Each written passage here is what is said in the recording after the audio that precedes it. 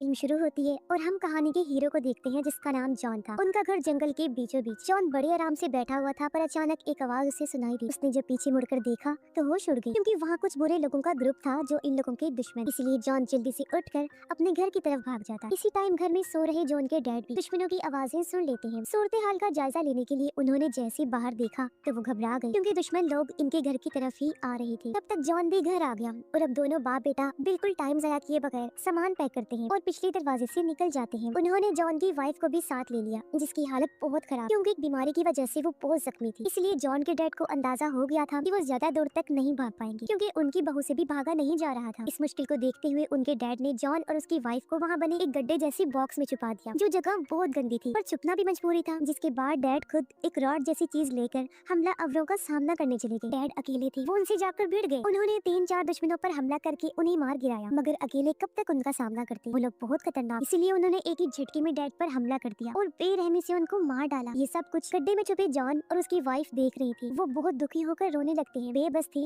कुछ कर भी नहीं सकते। अब दुश्मनों ने ना सिर्फ उनके घर का सामान लूटा बल्कि गलती से जो बैग उन लोगों से छूट गया था वो उसे भी ले लेते हैं। वो बैग इनके लिए बहुत जरूरी था क्योंकि उसमें जॉन की वाइफ की मेडिसिन थी। अगर उसे वो मेडिसिन ना मिली तो उसका इन्फेक्शन ज्यादा बढ़ सकता था। वो लोग इस चीज से परेशान हो ही रहे थे पर उनकी मायूसी तब और ज्यादा बढ़ गई जब वो देखते हैं कि दुश्मनों ने तो डैड की लाश को भी नहीं छोड़ा। वो उनकी लाश को किसी शिकार की तरह लकड़ियों पर लगाकर अपने साथ ले जाते हैं। कुछ टाइम बाद जॉन जब अपनी वाइफ के साथ घर आया तो वो घर के हालात देखकर बहुत दुखी हो जाता है क्योंकि पूरे घर का उन्होंने बुरा हाल कर दिया था। और अब जब वो अपनी वाइफ का जख्म देखता है तो उसकी परेशानी और बढ़ गई क्योंकि जख्म बहुत ज्यादा खराब हो गया था जिससे उसे इतना तेज बुखार हो गया कि वो बेहोश हो गई। अब आगे उन्हें कोई रास्ता नजर नहीं आ रहा था, हर तरफ मायूसी और बस मौत दिखाई दे रही थी। लेकिन इस मुश्किल घड़ी में जॉन हिम्मत करता है और वो आस पास से लकड़ियां जमा करके सबसे पहले गिरते हुए झोंपड़ी को ठीक करता है क्योंकि अंदर उसकी वाइफ थी और ये उनका घर था। फिर वो अपनी वाइफ के पीने के लिए पानी छोड़कर दुश्मनों का सामना करने के लिए निकल जाता है ताकि अपना बैग वापस ले सके। अब ये सर्दियों का मौसम था, दुश्मनों ने उनके सारे गर्म कपड़े भी ले लिए। इस टाइम जॉन ने बस टी शर्ट और शॉर्ट ही पहनी हुई थी जिस वजह से ठंड में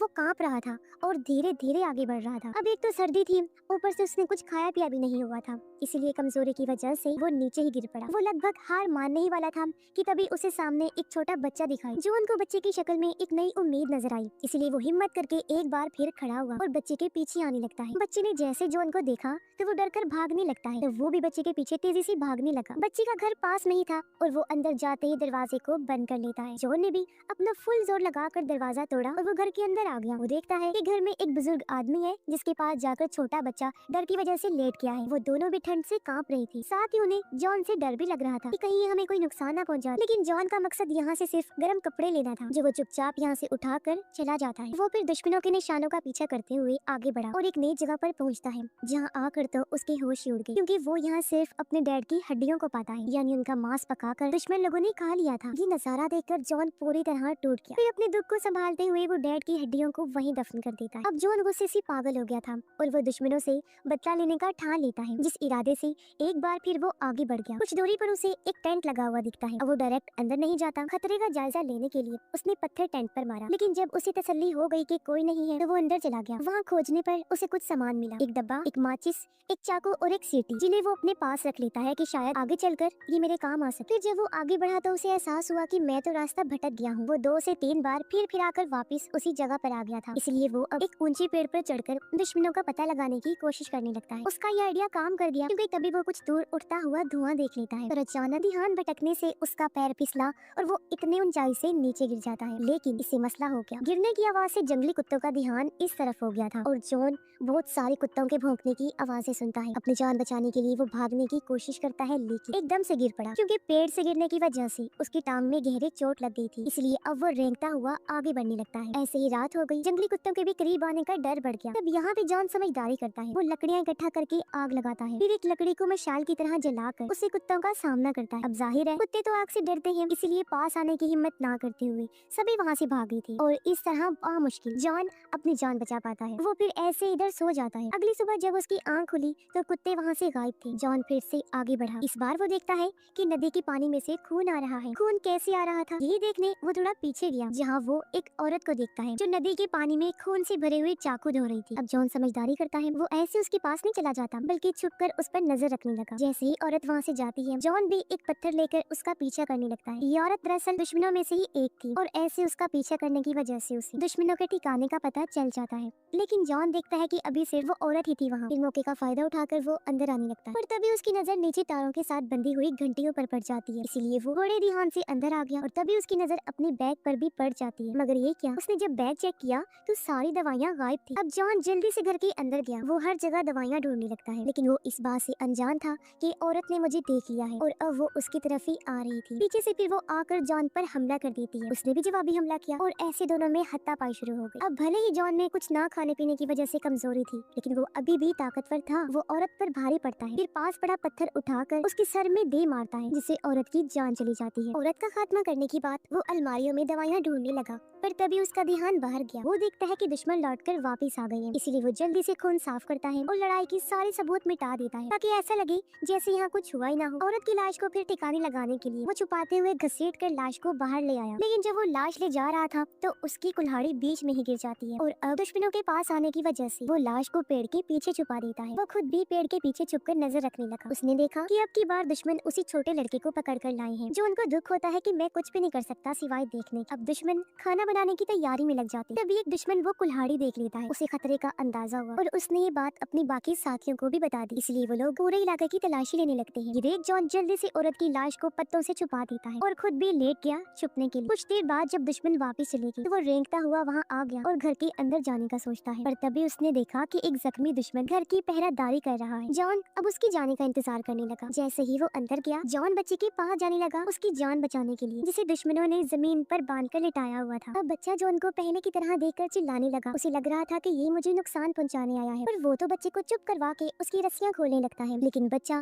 तो चुप होने का नाम ही नहीं ले रहा था। उसकी आवाज सुनकर दुश्मन बाहर आने की तैयारी करने लगे, पर तब तक जॉन ने बच्चे को खोलकर उसकी भागने में मदद की। बच्चे के वहाँ से चले जाने के बाद जॉन घर के अंदर आ गया, जहाँ वो एक लकड़ी के बॉक्स को देखता है। इस पर ताला लगा हुआ था। जॉन को पूरा यकीन था कि दवाइयाँ इसी बॉक्स में रखी होंगी, इसलिए वो ताला तोड़ने की कोशिश करने लगा। उसने बड़ा जोर लगाया, लेकिन ताला वो नहीं तोड़ पाता। तभी जॉन देखता है कि दुश्मनों का लीडर वापस आ गया है, इसलिए वो जल्दी से बाहर आकर घर के नीचे छुप गया और उसके वापस जाने का इंतजार करने लगता है। लीडर जब अंदर आया तो उसने बॉक्स के ताले पर लगी मिट्टी देख ली, जिससे वो समझ गया कि उनके एरिया में कोई घुस आया है। वो ये बात अपने बाकी साथियों को भी बताता है और वो सभी पीछे के रास्ते से जाने लगे। जॉन को भी अंदाजा हो गया था कि इन्हें मेरे बारे में पता चल चुका है, क्योंकि उन लोगों को अपनी औरत साथी की लाश भी मिल गई थी। जॉन दिन से रात तक यही लेटा इंतजार करने लगा। रात को वो देखता है कि दुश्मनों ने अपनी साथी की लाश को जला दिया है। उधर घर में जॉन की वाइफ बेहोशी से होश में आ गई थी। उसने जब घर में जॉन को नहीं पाया तो वो घर से बाहर जाने का सोचती है, लेकिन दरवाजा अंदर से बंद था। वो दरवाजा तोड़ने की कोशिश करती है, लेकिन जख्मी होने की वजह से ये उससे नहीं हो पाता। उसकी हालत और खराब हो गई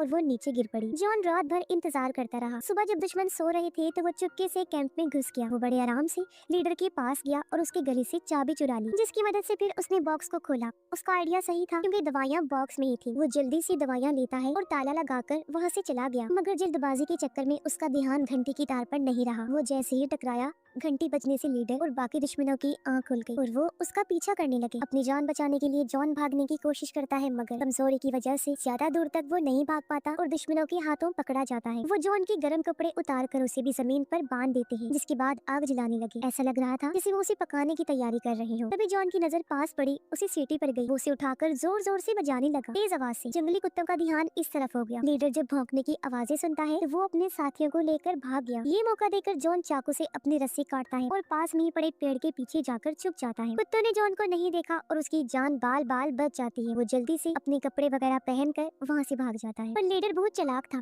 कुत्तों से बचने के लिए उसने अपने एक साथी को जख्मी कर दिया, ताकि सारे कुत्ते उसके पीछे लग जाएं, और अब अकेला ही वो आगे बढ़ा। जॉन का अंदाजा नहीं था कि लीडर मेरे पीछे लगा हुआ है। वो थक हार कर एक पेड़ के साथ लगकर बैठा हुआ था। तभी एक दुश्मन पीछे से आकर उसे जोर से टांग मारकर फेंक देता है, क्योंकि अब लीडर किसी भी सूरत जॉन को छोड़ने वाला नहीं था। उसे मारने का प्लान बना चुका था। लेकिन यहाँ जॉन भी बहादुरी से उसका मुकाबला करता है। दोनों में बराबर की लड़ाई होती है, लेकिन आखिर में जॉन बुरी तरह उस दुश्मन को मार देता है। अब काफी देर के बाद वहाँ एक और दुश्मन आया। वो देखता है कि मेरा एक साथी जॉन को घसीट कर ले जा रहा है, तो वो उसकी मदद करने के लिए पास जाने लगा। दरअसल जॉन ने एक चाल चली थी। उसने अपने कपड़े तो दुश्मन को पहना दिए थे और उसके खुद पहन लिए, इसीलिए इस वाले दुश्मन को गलत फहमी हो गई। लेकिन पास आने पर उसे अजीब लगा, पर कुछ भी समझने से पहले जॉन उस पर भी हमला करके उसकी जान ले लेता है। फिर जॉन आगे बढ़ा। वो सोचता है कि मैं लीडर का भी यही हाल करूंगा। लीडर जो कि कुछ दूर ही खड़ा था, मगर वो बिल्कुल बिल्कुल भी नहीं डर रहा था। जॉन ने तीर से निशाना लगाया, तब तीर आकर सीधा लीडर के टांग पर लगा और वो नीचे गिर गया। ये देख जॉन भागकर उसके पास आ गया, तीर से दूसरा निशाना लगाने के लिए, जो देख लीडर भी हार मान चुका था, आंखें बंद करके मौत का इंतजार करने लगा। लेकिन जॉन का निशाना चूक गया